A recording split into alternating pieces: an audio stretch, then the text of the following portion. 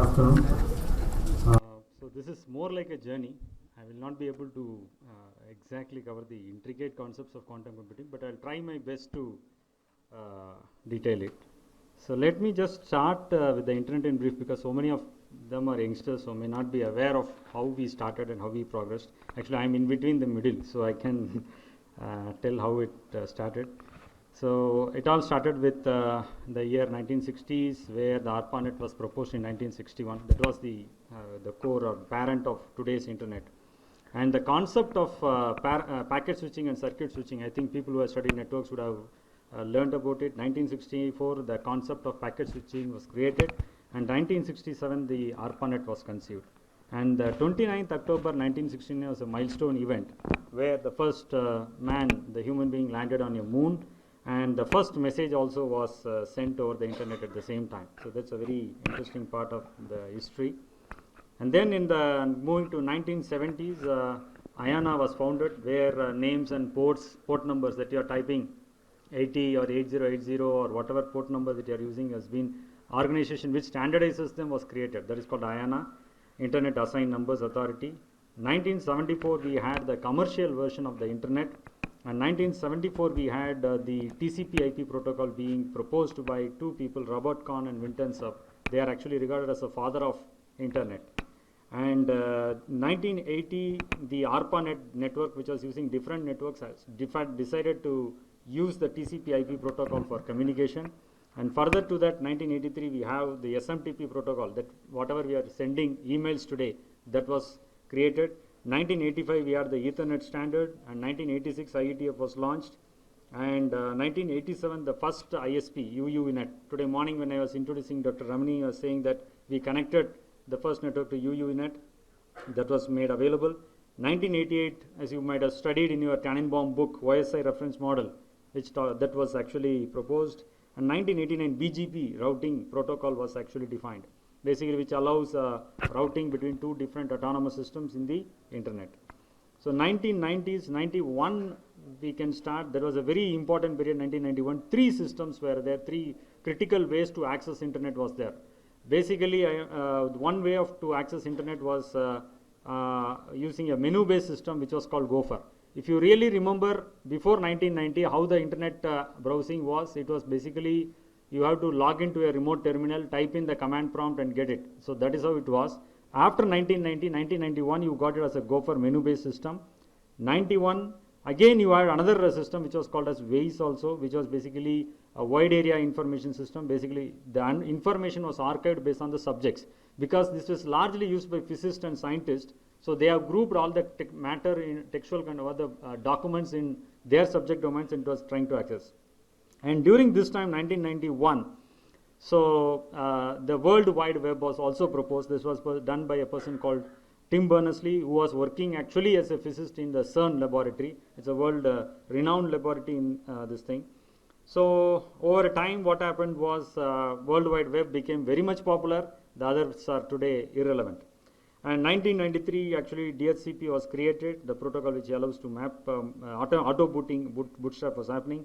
94, SSL protocol was created. Today, whatever you are typing HTTPS in your browser, this is the parent of it, 1994 SSL protocol. And then there was something called 1997, there was an Internet 2 consortium which was created, which was allowing researchers to experiment on high-speed data and high-speed traffic, and still it is there. It is largely a US dominated and Europe dominated entity. And 1998, ICANN was created. This is the Internet Corporation for Assigned Names and Numbers, which governs the many things in the internet today, especially the names when I say DNS and numbers when I say IP addresses. It's all through them. 1998 it was created. And so 90 to 2000 was a very interesting period. So after 2000 there was something which happened. So I was just coming out of my college days, and I actually accessed my internet in 1995, and when I came out of my college I had the dot-com bust. So that was a big thing, but again it all started recuperating and everything was going fine. But later, after 2004, what happened was the politicalization of internet started. So UN working group started to have an internet governance working group which was started. So then later further there were a lot of several subsequent meetings. You have today Internet Governance Forum, which meets once in 2 years and things like that.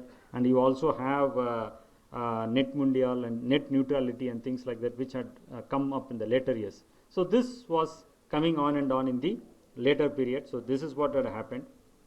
So this is basically the protocol stacks which you can see in the different time periods, internet protocol stacks. In the 1980 to 90 period, you can see the physical layer, and the internet layer was having only IPv4, and the application layer was having only DNS, FTP, Telnet, and SMTP. And 90 to 2000, basically you have World Wide Web, that is HTTP. Gopher also was there for some time, and IPv6 was proposed during some middle of 95s and things like that. So your physical layer also was actually undergoing a little bit of changes. So 2000 to 2010, the protocol stacks took different dimensions. More of security implications came into picture. Now DNSSEC and MTS was proposed, and now TCP or UDP was becoming a kind of option. That is, applications were able to use either TCP or UDP, meaning they were able to use either of them, so that they were not strictly tied to one specific protocol, either TCP or UDP. That was actually happening during this period. And similarly, in 2010 to 20, right now what we are having is TLS latest versions 1.3, which is more secure as of now. And you also have something called DANE, DNSSEC, DMARC. These are all are security additions on top of the existing protocols. So all these things came into picture. And QUIC is a protocol which is being worked by Google, which maybe in the future could be a replacement of the our traditional protocols and things like that. So WiMAX 802.16 is gaining in momentum because of the IoT and other devices coming into the picture. So this is a global picture of what is happening as far as the protocol stack is concerned. So can you tell me who are these people, and are they telling the truth? They are lying. Vinton Cerf in the right, but right hand side person is Vinton Cerf, who is regarded as the father of internet, and the left hand side person is actually Tim Berners-Lee, who is the creator of World Wide Web. They are actually not lying; they are telling the truth only, because the internet was created by the Vinton Cerf. So he says, "I did not invent the web." So in fact, in a way, he is right. So here Tim Berners-Lee says that he did not create the internet, but it was other way. So he created the web and he created the internet. So that is a thing there. And today, of course, every one of you have seen the browsers, Chrome browsers and other things for Firefox. So this is the first browser, so almost which was used in 1993. So when I started browsing, this was something like this. Okay, so this is how the internet was looking like. And coming back to internet in India, we should say we started around 1981. So experimental satellite-based packet switching network was established, and it was set up connecting 3 cities. So this Dr. Ramani also mentioned in the morning today. And academic network ERNet was created in the 80s actually. And initial DNS operations, that is, if you want to register a domain name, you have to go to an organization called NCST, which now it is called as CDAC, and later now it is done by NIXI, National Internet Exchange of India. And of course, we also had our own moments. We in fact felicitated Dr. Vinton Cerf, the father of internet, in the year 1990s actually. It was award, in India he was called and awarded a prize here. So this all happened in the 80s to 90s period.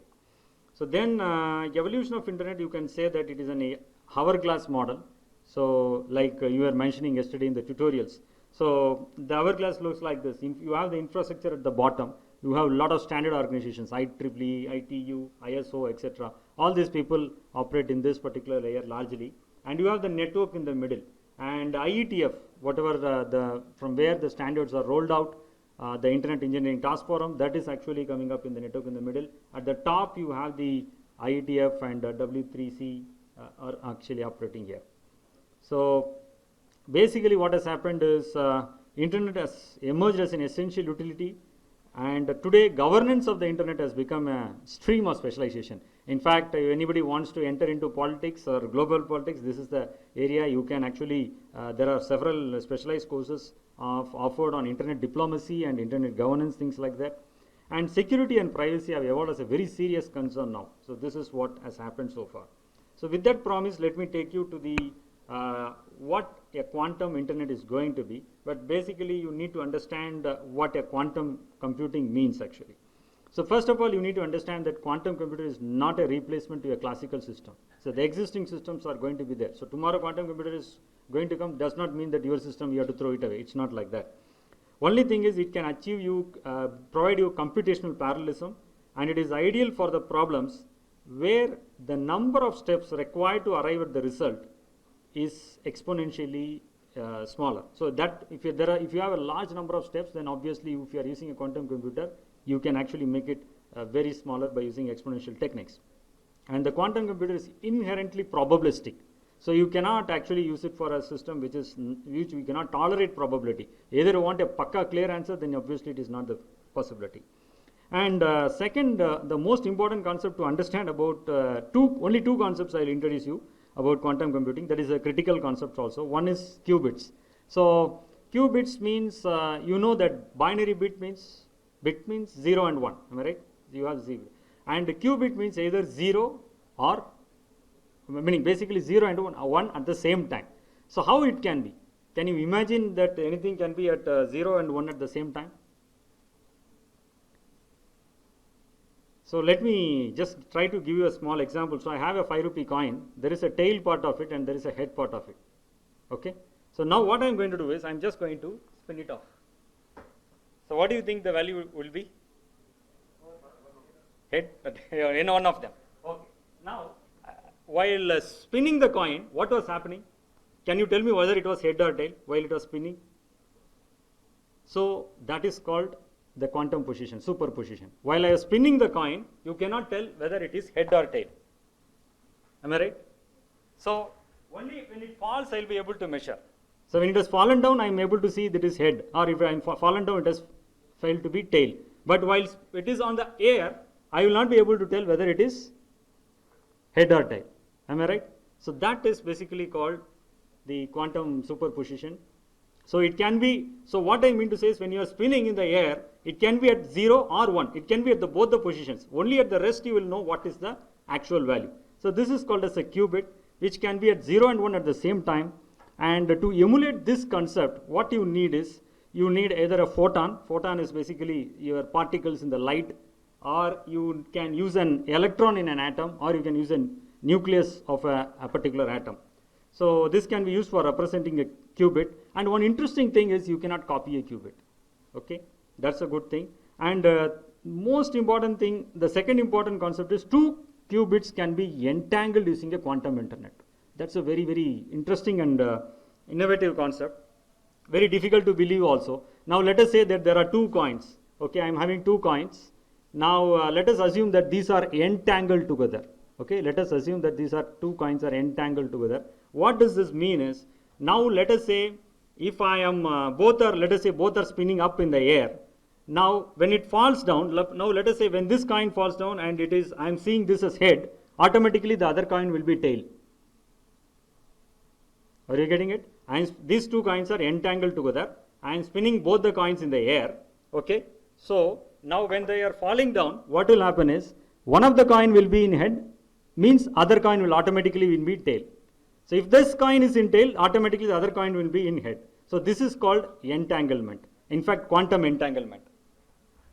So the point here is, if this quantum entanglement, what is the speciality of this particular concept is, now let us say these two coins are with me and I am the person. And let us say this coin is separated millions and billions of kilometers away.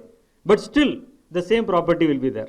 Whenever this coin shows head, that coin, the other coin, billions of kilometers, it will be showing tail. And if it is showing head, this will be showing head. So that is called as the entanglement. Okay. So they are related somehow, and we don't know. Even if you are separating it out several millions, or you even put it in another planet also, you will get the same answer. That is called as a quantum entanglement. And this is very spooky concept, which will be very difficult to understand. But emulating is a very tough concept here. So now coming back to the basics of quantum computing, of course, to emulate small and medium scale networks, you can use microwaves, and for large scale networks, you can use laser pulses. Some of the issues are there will be errors in the physical infrastructure of a quantum computer. Because till today we are not able to exactly emulate the properties of a quantum computer, and we are all using coefficients and probabilities to emulate it. So obviously there will be errors in the physical infrastructure of the quantum computer, and there is nothing called perfect quantum computer, not at least now. Maybe at least for the next decade it's going to be very difficult. So any problem to be solved with quantum computer have to survive with errors, have to live with errors. So that also means there is a job opportunity for people who can design algorithms that can work with the presence of errors will succeed. So if you can develop an algorithm which can work with the errors, then you will be able to succeed here. So representing qubits, I don't know, I'll just try to see it as, you know that electrons in any atom will have a magnetic field, and they will have orientation also up or down, whatever it may be. And if you place them in a magnetic field, they will align with that particular field. And the position 0 is called as a spin down position. And to put the position up, you need to have energy. And generally what people are using is, they are using the outermost electron of a phosphorus atom. And to determine whether electron, what is the spin of an electron, you have to apply a strong magnetic field, and for which you require a superconducting magnet. But the problem is, this electron should be so much isolated from the outside world, because even a normal thermal radiation will change the electron. So if even my presence or your presence will automatically change the direction of the electron. So you need to keep the temperature of the particular electron in a freezing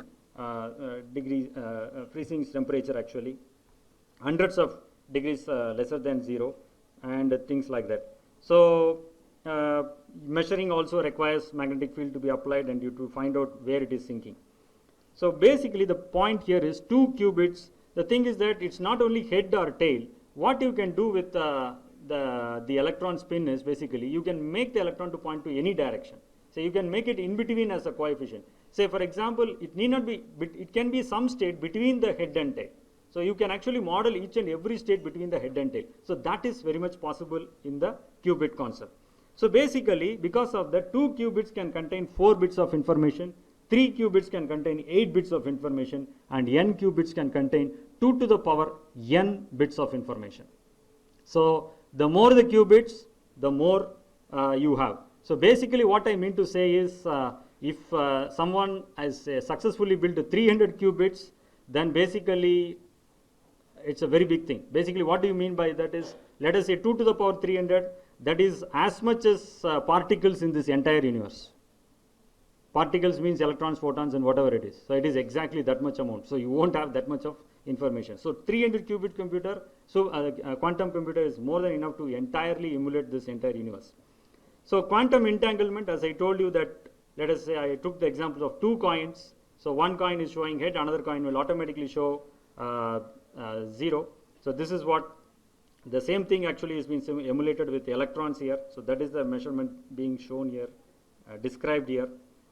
So if you, let us say that if you forcefully change the position of one of this coin to head here, then automatically the position of the other coin will be tail. So if you try to forcefully change the position of this particle to head, tail here, then automatically the other one will become head. So that is called as quantum entanglement. And I don't think that I'm telling about 2 coins only. You can actually have more number of coins also in entanglement. Sorry, in fact, more number of electrons also in entanglement. So that is a thing. And by using this entanglement property, we can transmit information faster than light. So there was a challenge thrown in the morning. So whether we can transmit information faster than light, probability is there if you can achieve a lot of entanglements between this thing. So but this requires the control of a quantum particle in different, let us say you want to transmit information to Mars or something. If you have a entangled particle here and entangled particle there, then probably you will be able to transmit information. But achieving it is, as of now it's not possible, but in future it may be possible. So 2 things. One thing you need to understand is, always the outcome, the whatever it may be random, but they are perfectly correlated, in the sense that you don't know whether you are going to get a tail or a head when you are throwing up the coin. But once you get a head, definitely it means the other side is going to be, other coin is going to be tail.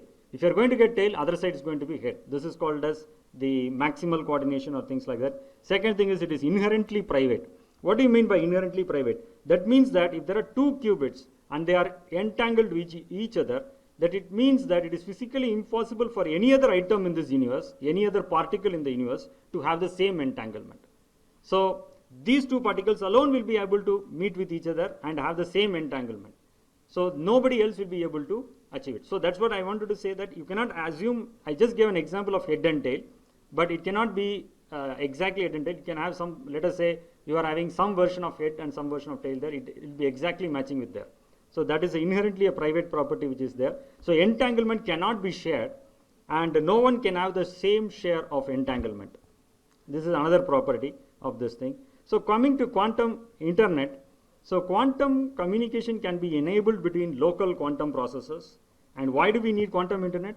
Basically for secure communications and to use quantum computer hosted on the cloud.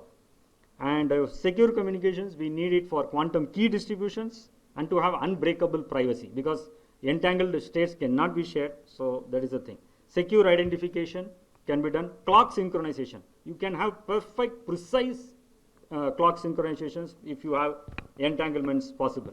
And you can, you need to have protocols for distributed systems and combining telescopes, because different telescopes will be looking at different positions and it can be matched by using these things. And for quantum computation, you can do it as simulation. If you want to do a molecular simulation of something, you can actually do it and pay for the use. You can play a better online game. You can good for synchronizing things. And you can link small quantum computers. If there is a small one, today there is no such a small computer as such, you can do that. And if you assume the quantum computer to be a mainframe computer, you can actually access from your home or system and you can do that. So there is a roadmap to the quantum internet. So the stage 0 is the trusted node network, where two end users can share a quantum encryption key, but there will be somebody called as a quantum internet service provider, QISP, who will be sitting in the middle between these two peoples, and he will create the encryption key on their behalf, and then he will do it. And one important interesting point is this is already existing in China, and the users between Beijing and Shanghai, they are already separated by 2000 kilometers. They can actually do this thing. So they can share this thing. And the next stage is stage 1. In the stage 1, end users can receive and measure the quantum states. That is, the sender can create quantum states by using photons and sends to the receiver.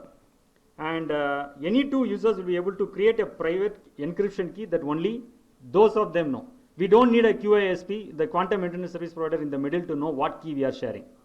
In the previous version, what it means was the quantum internet provider, service provider, has to tell us what the key is. He will be creating the key and he will be giving to us. Now here it is not like that. In the stage 1 stage, you can actually, as a user, you can be able to create it. So QASP will not be able to figure it out what keys you are actually using.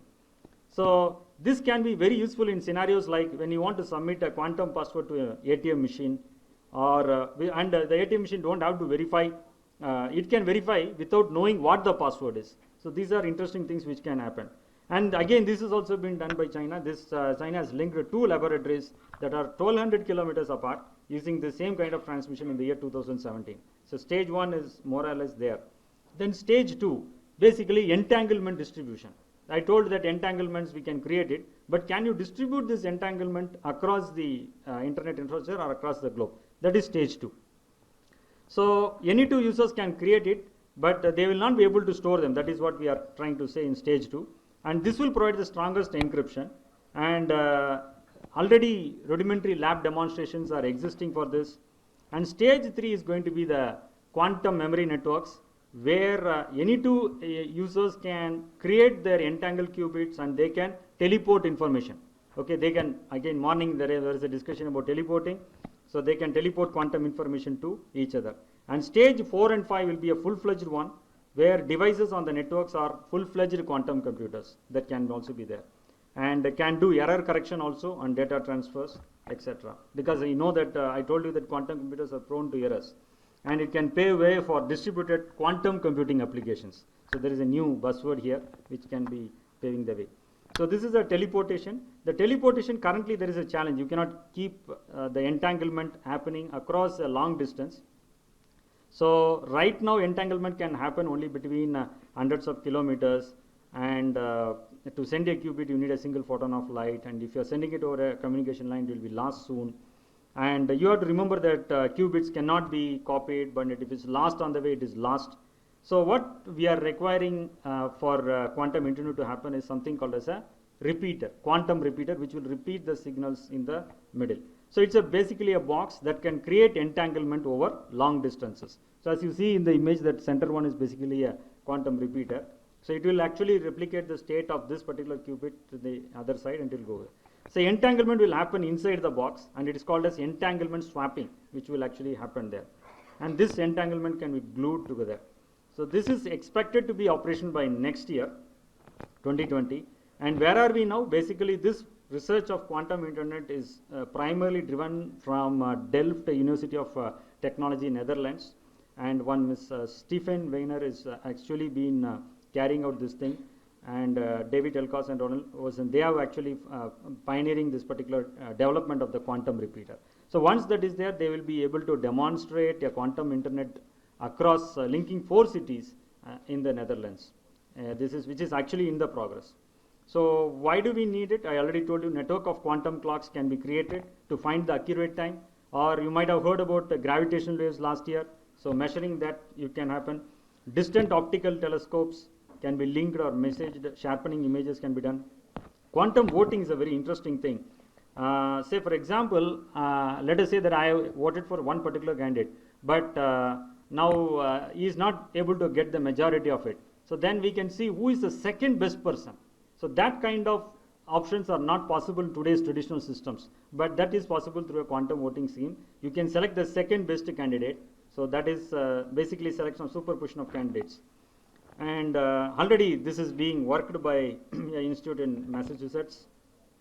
And quantum Byzantine agreement. So yesterday we are discussing about in the tutorial Byzantine problem. So where agreement between unrelated parties was a issue, and the blockchain was trying to solve it. And quantum Byzantine will help you in resolving those differences and trying to get into an agreement at the earliest.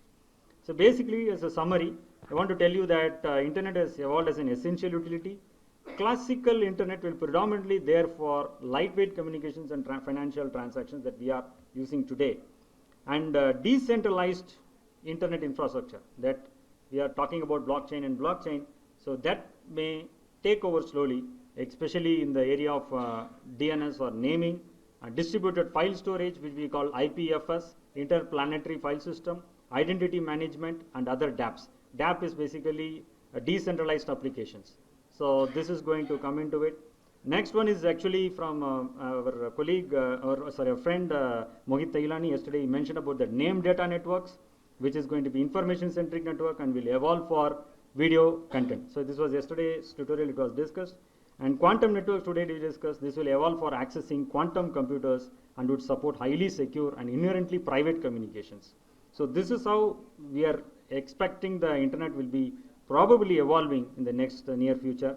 And to know all of these things, I would suggest you to visit IRTF, Internet Research Task Force, irtf.org. There are at least two, there are many other groups, but I'm just outlining these 3 groups. One is QIRG, that is Quantum Internet Research Group. The second one is ICNRG, that is Information Centric Network Group. Third one is DNRG, Distributed Internet Research Group. So these 3 groups actually have been working on this thing. And of course, the people in Netherlands who are trying to develop the quantum internet are actually actively participating in QARG, and they are trying to create this one. So this article has come up in Nature magazine, Nature journal, so you can look at it. And a bit of it, IETF is basically about engineering problems, and IRTF is about research problems. And IIRF is a combination of both, Indian Internet Research and Engineering Forum. So this, all this conference is through the project which has been sponsored to us by MIT. And we have created a kind of an ecosystem where we conduct a regular awareness program and regular fellowships also. We award fellowships for attending the IETF and IRTF programs, expert meetings, and development. And of course, all this content, everything will be shared in online channels through web and things. So thank you for listening.